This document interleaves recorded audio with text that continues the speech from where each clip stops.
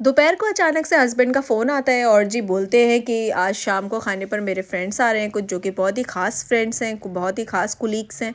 और उनके टेस्ट के लिए अकॉर्डिंगली हमें कुछ मज़ेदार सा बना के देना है। अच्छा, उनका टेस्ट जो था वो काफ़ी जेंटल था टेस्ट, और नॉन वेजिटेरियन नहीं है, वो वेजिटेरियन या प्योर वेजिटेरियन था टेस्ट उनका। और वो स्पाइसी बिल्कुल पसंद नहीं करते हैं, क्योंकि वो थोड़ा पहाड़ के इलाके से बिलोंग करते हैं। तो आपको पता है पहाड़ी लोग तो वैसे भी स्पाइसी बिल्कुल भी नहीं खाते हैं। अच्छा, तो अब मुझे लगा कि भाई मैं क्या बनाऊँ? मैं तो सोच में पड़ गई कि ऐसा हो कुछ जो फ्लेवरफुल भी हो, रिच फ्लेवर भी हो, टेस्टफुल हो, और वेजिटेरियन भी हो पूरा पूरा। तो मैं ऐसा सा क्या बनाऊँ जो कि मुझे मेहमान के सामने अच्छा भी लगे देखने में? तो जी भाई, फिर मैंने दिमाग लगाया, बहुत सारे इंटरनेट पर वायरल रेसिपीज़ देखी, जिसमें से कि मुझे एक वायरल रेसिपी दिखाई जिसका कहते हैं मलाई कोफ्ते। अच्छा, एक बार मैंने मलाई कोफ्ते मंगाया था रेस्टोरेंट से, जो कि मुझे काफ़ी महंगे पड़े थे, और उसका जो क्वांटिटी थी वो भी क्वांटिटी भी बहुत कम कम थी। तो उसके अकॉर्डिंगली मैंने सोचा था, उसी दिन सोच लिया था कि किसी दिन घर पे ट्राई करूँगी। क्या बात है, घर पे ट्राई करके भी देखते हैं ना मलाई कोफ्ते कैसे से बनते हैं और इनका टेस्ट कैसा होता है, और क्या ये बहुत मुश्किल है? तो फिर मैंने सोचा कि नहीं, इतना मुश्किल भी नहीं है, बना लूँगी इंशाल्लाह। तो अब जी बस इसमें मुझे मौका मिल गया। अच्छा, हम एज़ अ मुस्लिम फैमिली से बिलॉन्ग करते हैं, तो हमारे लिए जो वेजिटेरियन डिशेज़ होती हैं वो बहुत ही रेयर बन पाती हैं। लेकिन इस टाइम तो मौका भी था, दस्तूर भी था, तो मैंने कहा लो जी बस फटाफट, आज तलक बहुत सारी नॉन वेजिटेरियन रेसिपीज़ तो मैंने शेयर कर ली, तो क्यों ना आज वेजिटेरियन रेसिपी शेयर करते हैं, जो कि मेरे कुछ फ्रेंड्स के लिए बहुत ही काम आ जाएंगी।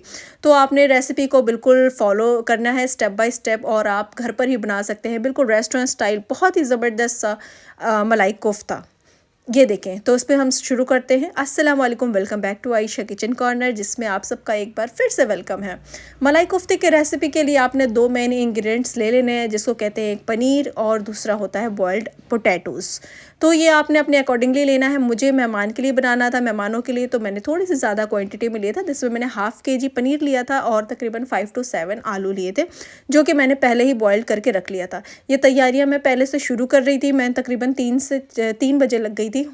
तो 3 बजे लगने का, क्योंकि मुझे और भी जो डिशेस थी वो तैयार करनी थी, डिशेस तैयार करनी थी इस वजह से, क्योंकि जो मेहमान थे भाई, वो उनको और भी चीज़ें रखनी थी सामने। अच्छा, वो डिशेस मैं आपके साथ इंशाल्लाह one by one step by step करके मैं आगे भी शेयर करूँगी। अभी आज के लिए फ़िलहाल मलाई कोफ्ते की रेसिपी देख लेते हैं।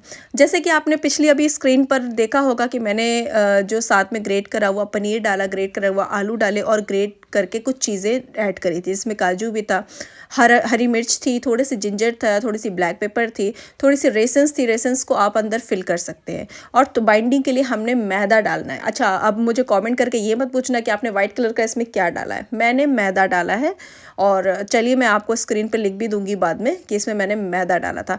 बाइंडिंग के लिए भी मैदा डालना है, कोटिंग के लिए भी हमने मैदा और कॉर्नफ्लावर ही ऐड करना है। कॉर्नफ्लावर और मैदा को मैंने मिक्स करा था और ऐड कर लेना है।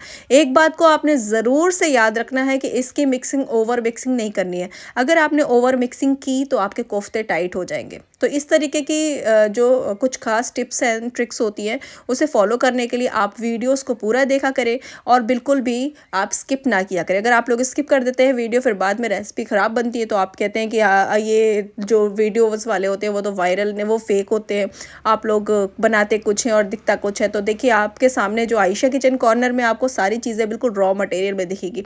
मैं कोई एडिटिंग भी नहीं करती हूँ, मैं जो भी चीज़ होती है सामने रखती हूँ। और दूसरी बात, सबसे अहम बात यह है कि मैं कभी भी वीडियो के लिए कोई रेसिपी नहीं बनाती, मैं अपने खाने के लिए रेसिपी बनाती हूँ। कि जो मुझे रात का खाना, दिन का खाना, सुबह का खाना जो भी होता है वो मुझे पकाना होता है, तो बस जस्ट मैं वही शूट करती हूँ। तो आप कभी ये मत सोचिएगा कि मैं कोई फेक आपके सामने शो करती हूँ।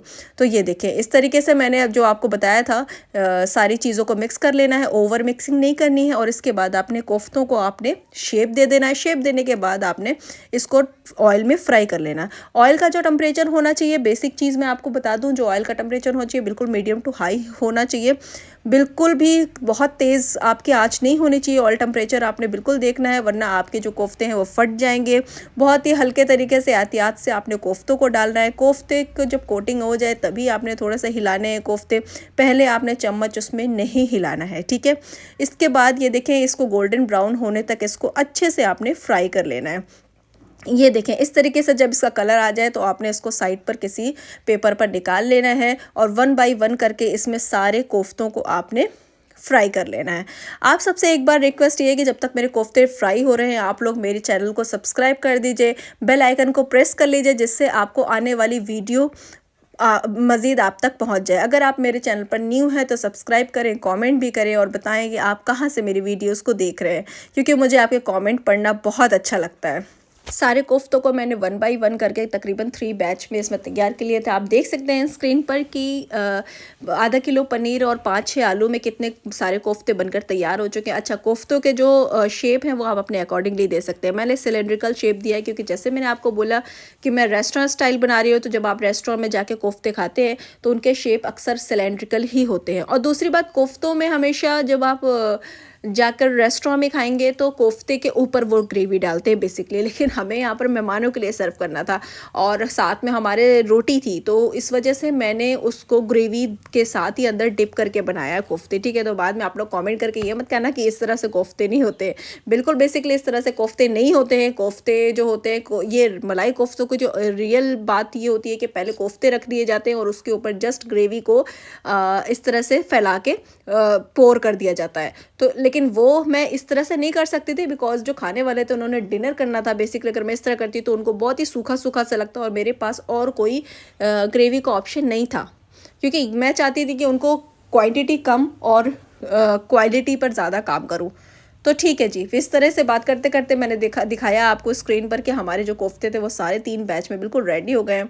अब आते हैं हम इसके ग्रेवी के तरफ। ग्रेवी आपने बिल्कुल ऐसे पनीर बटर मसाला की तरह बनानी है, या बटर चिकन। अगर आप नॉन वेजिटेरियन हैं तो आपको पता होगा कि बटर चिकन की रेसिपी किस तरह से बनती है, तो बटर चिकन की रेसिपी के साथ ही इस तरह से बनाना है। अच्छा, दूसरी बात अहम इसमें ये बताना चाहूँगी कि इसमें अदरक नहीं पड़ता है। ठीक है, ये बिल्कुल ही इसमें सिर्फ जस्ट लहसन पड़ेगा, इसमें अदरक लहसन का पेस्ट नहीं पड़ता है, तो ये बात आपने ध्यान रखना है। इसके बाद आपने तकरीबन मेरे अकॉर्डिंगली अगर आप लेंगे तो मैंने से 5 से 6 जो थे वो टमाटर ले लिए थे। टमाटर जो है वो मेरे मीडियम साइज़ के हैं, ना ज़्यादा बड़े हैं ना ज़्यादा छोटे हैं, और इनको मैंने इस तरह से रफली चॉप्ड कर लिया था। इसे कहते हैं रफली चॉप्ड करना, क्योंकि आपको पता है अगर आपने पहले भी अगर पनीर बटर मसाला बनाया हुआ है, शाही पनीर बनाया हुआ है, या आपने बटर चिकन बनाया हुआ है, तो आपको पता होना चाहिए, या आपको पता होगा कि इनकी जो ग्रेवीज़ होती है वो ओवरऑल जाकर ग्राइंड होती हैं। तो इस तरीके से आपने इसको रफली ही चॉप्ड करना है और इसके बाद इसको 1 बाय 1 करके साइड पर करके हमने इसमें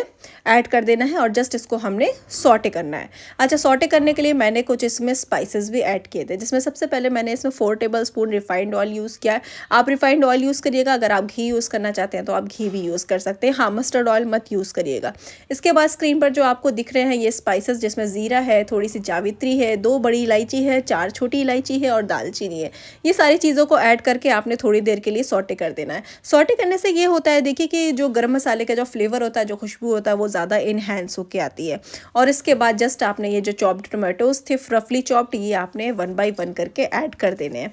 इस तरीके से आप इसमें ऐड करिए और हम इसको एक ग्रेवी बना रहे हैं बेसिकली। ये देखें, इस तरीके से आपने इसको सारा ऐड कर देना है और उसको सॉटे करना है। अच्छा, खाना हमेशा मीडियम आंच पर बनाया करिए, तेज़ आंच पर कभी भी खाना नहीं बनाया करिए, इससे टेस्ट बहुत ही लाजवाब आता है। ये चीज़ हमेशा ट्राई करके ज़रूर देखिएगा। इसके बाद तकरीबन मैंने इसमें 10 से 12 इसमें कैशिव डाल दिया था। कैशिव को स्किप मत करिएगा, ये बहुत ही बेसिक रेसिपी है, मतलब लाइक इससे बहुत इंपॉर्टेंट इंग्रेडिएंट्स है, तो इसे स्किप मत करिएगा। बाकी चीज़ें स्किप करिएगा, ये मत स्किप करिएगा, क्योंकि इससे ही टेस्ट जो है वो बहुत अच्छा आना है और इसका फ्लेवर जो है वो रिच निकलेगा।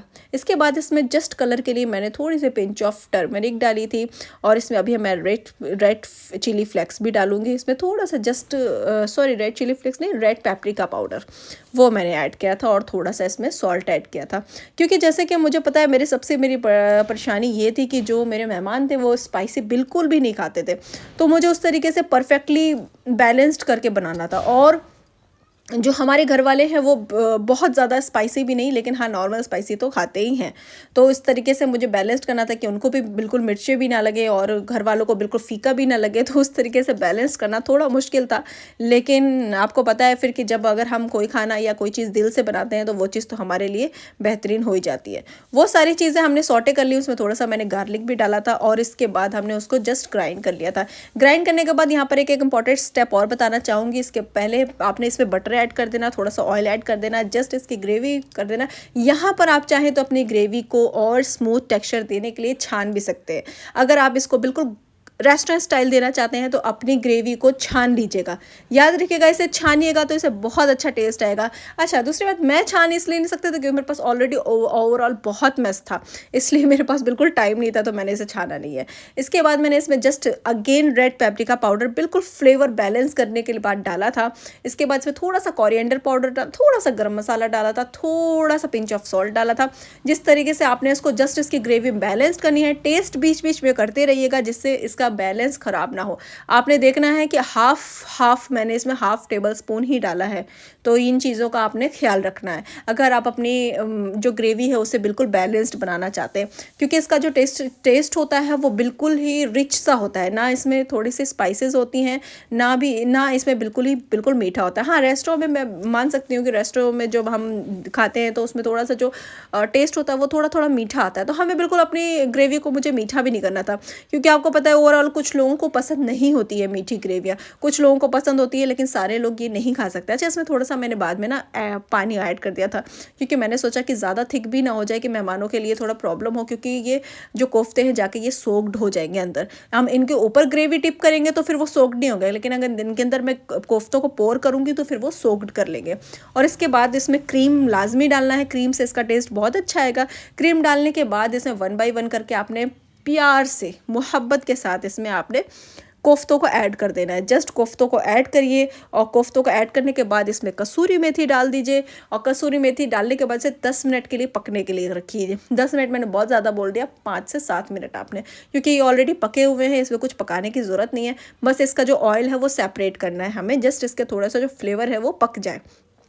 कलर आपको अभी नहीं दिख रहा है, लेकिन अभी आने वाली वीडियो में आपको कलर दिख जाएगा। ये देखें कितना ज़बरदस्त सा पकने के बाद 5 मिनट बाद इसका कलर आ गया था, और इसका ऑयल भी आगे जाके सेपरेट हो जाएगा। इसके ऊपर मैंने कसूरी मेथी डाली थी। कसूरी मेथी को हमेशा रोस्ट करके डालें, इसका टेस्ट और भी बहुत अच्छा आता है। तो इस तरीके से मज़ीद मज़े की रेसिपी देखने के लिए और जानने के लिए और सीखने के लिए मेरे चैनल को फॉलो करें, कमेंट करें, सब्सक्राइब करें, बेल आइकन प्रेस करें, और अपनी बहन को फॉलो करें और सपोर्ट करें। आपके सपोर्ट की बहुत ज़्यादा ज़रूरत है। मेरा चैनल अल्हम्दुलिल्लाह मोनेटाइज तो आ गया, लेकिन अभी मुझे आपके सपोर्ट की बहुत ज़्यादा ज़रूरत है।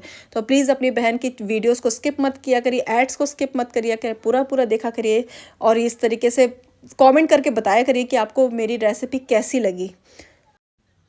और ये देखें, आपके सामने मलाई कोफ्ते बिल्कुल रेडी हैं। ये बहुत ही ज़बरदस्त से लगे थे, और इसके बाद हमने बस जैसे इसको थोड़ी सी क्रीम ग्रेवी इस तरह से राउंड शेप में करके क्रीम को, और मैंने ये रेस्टोरेंट स्टाइल एक छोटा सा हरा धनिया का पत्ता रख दिया था। अल्लाह हाफिज़, मिलते हैं नेक्स्ट वीडियो में।